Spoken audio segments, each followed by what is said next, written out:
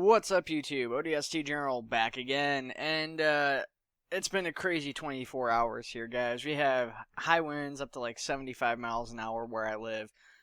Power's gone out a number of times, so I gotta try and be quick about this, but I really don't want to be. We've got a big update from Operation Trebuchet in the form of an uplink that is long overdue, and I want to get into that here. I will probably end up cutting in some XCOM Halo mod just to fill in the gaps on the video here. So if something seems out of place and doesn't look like Arma, it's because it's not. Okay, so let's start. Introduction. It's been a while, hasn't it? Today we're going to take a look at some of the work that's been done over the past few months and provide a brief explanation of why we still aren't quite ready to give you an update, but damn close to one. So they talk about how SOG Wolf Legion is hosting a session on May 7th, 2016 at 1900 hours Central Standard Time. The information can be found on the Uplink in the Reddit if you guys are looking for someone to play with on the 7th. Finishing the fight, Warthon Scorpion King continues working on a Halo 3 Air Marine unit in his free time. While it has not yet been discussed whether he plans to donate them to Optrade Team or publish them as a standalone content, we look forward to seeing more Halo content in Arma. So I actually didn't install a picture for that one, so I actually get the picture here to show you guys that, because it's actually really awesome, and it's something that I am looking forward to, as you guys can see here, because I will have it ready to go for you. This is, once again, all images from a 3D editor, multiple angles. It looks really good, actually, and he says he's still pretty new at it, and he's got a lot to go, but if this is him new at it, it's very promising. He's also put in some work on a Brute, and I don't have those images available, so I do apologize about that, but it looks very cool, as you guys can see, and it's very faithful to the actual Halo 3 Marines. Big city, big job. BP Kingpin has committed to a rather large task of recreating New Mombasa to the best of his abilities using Optray. This will undoubtedly be no easy task, but we wish him the best of luck. You can encourage him by going here, and there's a link to his thread. Echo 511 presented an awesome machinima video that shows just how cinematic Arma can be. I won't have that video once again. That can be found on the Reddit. Essentially, it's just you got two frigates and you got a bunch of Pelicans flying around with the Halo Wars music to a Operation Trebuchet City, and it looks really cool. It does, but nothing like insane or exciting going on. So dev activity. This is where it gets really juicy. Whilst waiting for the map to be completed, we've worked on adding quite a few new things that we believe will help fill some niches and provide even more options for players. You can see imagery of just a few of our new additions below. Now, some of this has been talked about before, some of it hasn't, so stick with me here. So the first thing is short-sleeved soldier with balaclava and tactical eyepiece using the newly refined M73 light machine gun. So looking at this, I don't think the short sleeve shirt's been talked about at all. So that's a pretty cool looking addition. Looking at the M73 compared to its old counterpart, it's kind of hard to tell the differences. I mean, we've talked about how this is getting refined before, and we had a work in progress screen of it. You won't have the miniature ammo belts when you're changing out, your ammo box. It's a much darker variant. This one's actually black, pretty much, with some other color. It's like a lighter black, though. And nothing too crazy as far as the weapon goes. Like I said, that as far as changes that I can see, hopefully when they reload this variant, it won't like push the scope down, but who knows. Going on to look at the soldier, you can obviously see that he's got the single eyepiece, based off the Halo 1 variant of the eyepiece, and balaclava, which I think the balaclava may have been talked about before, but this one actually, I guess, comes built in with the helmet, so the helmets will come with the balaclava variants, which is really cool, because that's, kind of what they have in Halo Wars in the teaser trailer and stuff, so be able to recreate that. Placeholder CMA, that's the Colonial Military Administration. Units clearing your structure. So you just got a couple of guys here, and they're got the MA5 assault rifles. That's the one that's currently in the game, but their variant has no ammo counter or anything on it. It's just the standard base version that they're supposed to have used. He's, I don't know if he's supposed to be tossing a grenade in the building or what, but, these guys have a lot of standard Arma stuff on them. There's nothing really too crazy or special about them. I think the camouflage on their legs is custom, but I suspect that won't be the finalized version of the camouflage once all is said and done. The guy on the right, however, seems to have what looks like possibly armor on his left arm. And it's kind of hard to tell what he's actually got going on, but that's what it seems to be, is some kind of body armor or something on his left arm around his wrist. Other than that, everything looks pretty stock armor on these guys. So we'll go ahead and, the legs are custom too, but, yeah. Moving on, 2 newest members of Optre's custom ODST roster. So, well, these might be, at least one of them's named. These are pretty cool armors. You've got Convader and Evil Flea with uniforms, each of them. Convader's on the left, obviously. He's kind of got a green visor with the white and black camouflage with that custom ODST logo I showed you guys before. That was made as a tattoo. And then Evil Flea on the right with the woodland camouflage ODST. I think that'll be a really popular one for people to use because, it's like that ERDL camouflage, like the, not modern day, but like the one that was modern day back in the 90s style of camouflage. And without having Opcan, it's like the only woodland ODST that you got. I don't even think Opcan has woodland ODST, in fact. And stupid me, I just closed the page I was reading because I had that pulled up. So let me get back in here real quick.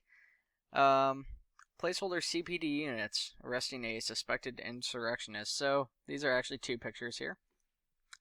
I'm not sure what the C is supposed to stand for because its map is Luxor 2.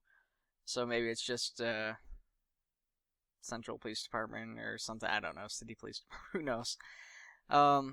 Once again, pretty base standard units here.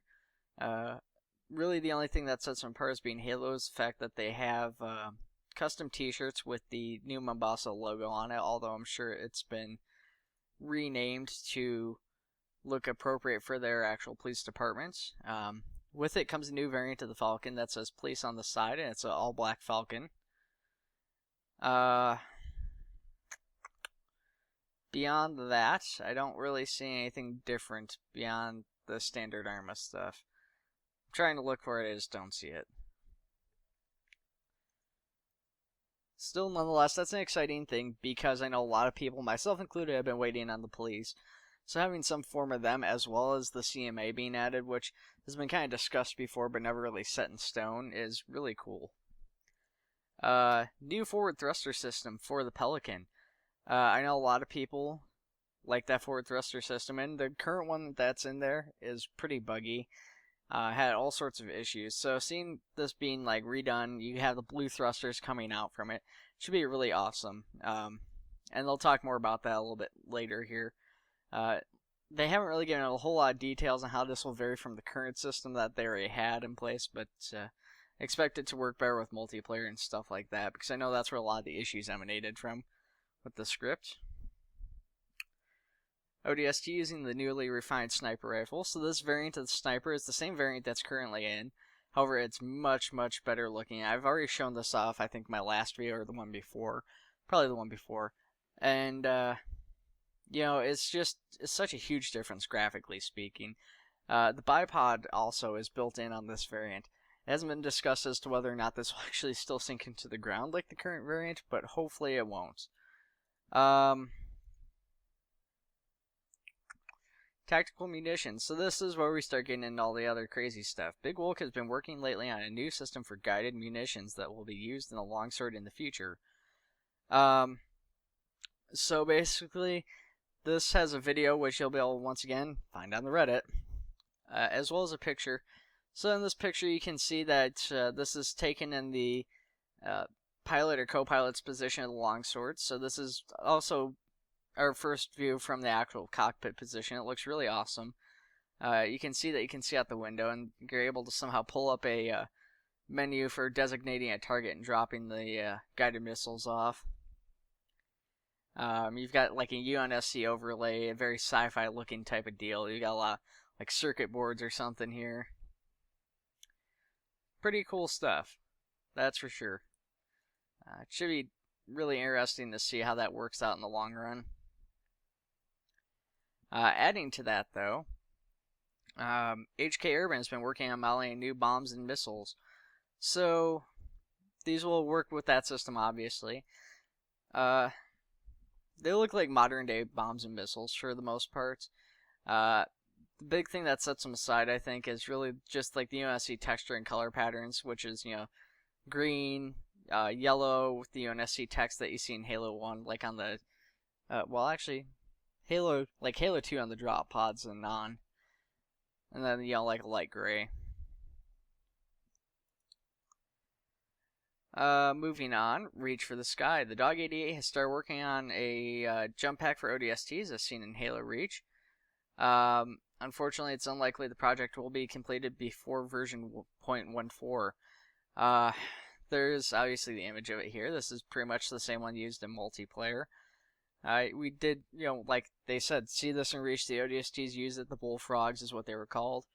I have no idea how something like this would work in Arma. I've never seen a jetpack in Arma, so it's an interesting concept and one I'd like to see come to fruition. Just because it would provide some interesting possibilities for videos. I don't know how much use it would actually get though. Universal Healthcare HK Urban has created several smaller objects to layer the streets and sidewalks of incoming Luxor 2 terrain, including Optican dispenser as well as various advertisements. So the Optican dispenser is the same image we already showed off once. However, the advertisements, going back, this is all the advertisements. These are the same ones we've already seen, but this is a much better picture of them. They're all in a line straight across. They're all much closer. Once again, I don't know a lot of these references and stuff. Havati Goodwin, or whatever you want to call it. Optican, Traxxas, Ascalon. I know about half of them. And then Rainforest Wars, A Soldier's Tale. Now, I didn't realize it said wars there, I don't think, but Rainforest Wars is actually a reference to some of the Halo lore, like hundreds of years before Halo even took place. And I did it again. Gosh, some of these pictures are opening a new tab, and some of them are not, so I keep closing myself out of the tab here as I'm trying to go through and read this. The Great Journey. Drake Duran has continued working hard on First Contact, implementing multiple new vehicles such as the Wraith, which is what we showed off last week, I do believe, last update, and the Spirit. Now, the Spirit's a new one here, because this variant is textured and everything. It's something we've seen before, but we haven't seen the textured variant of it.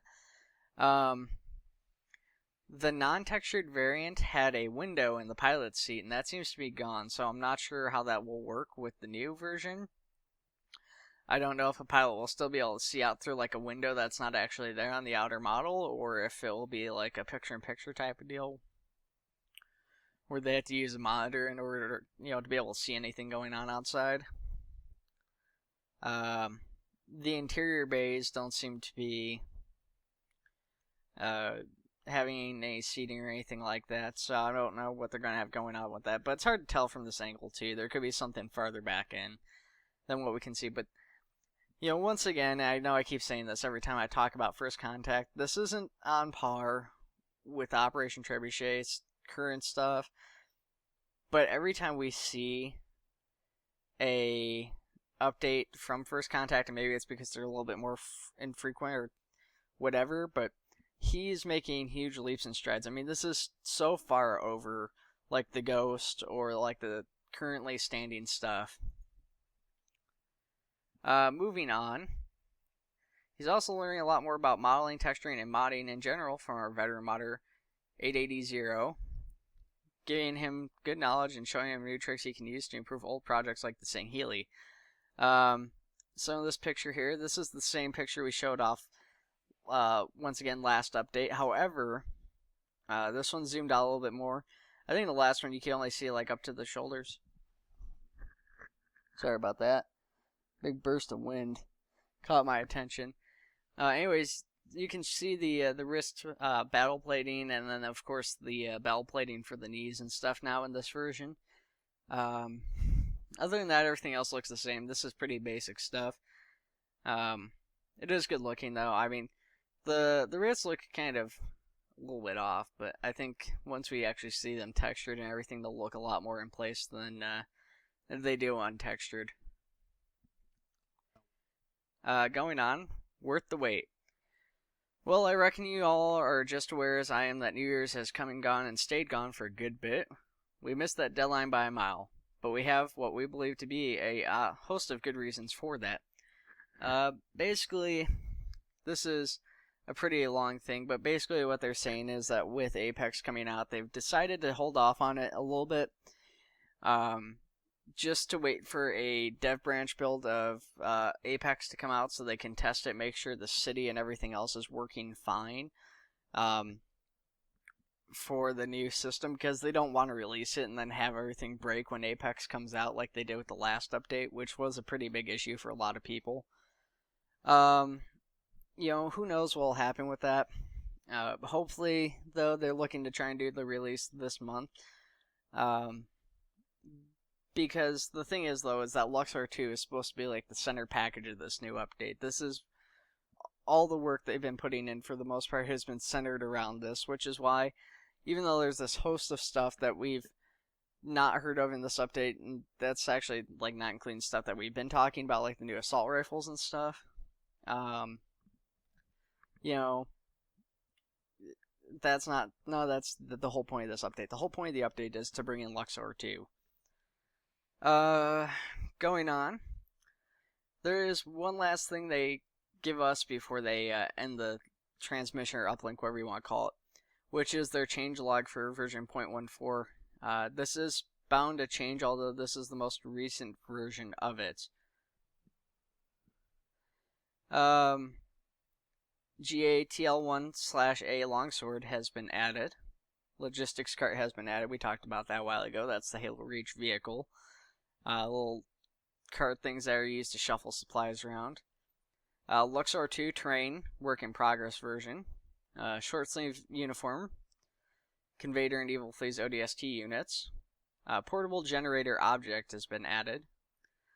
Several new buildings and frigate-related assets, objects have been added. Placeholder CAA units. That's CAA is Colonial Administration Authority. It's the same thing as the CMA. You know, that's the non-UNSC military. That's part of the same government as the UNSC is what it is.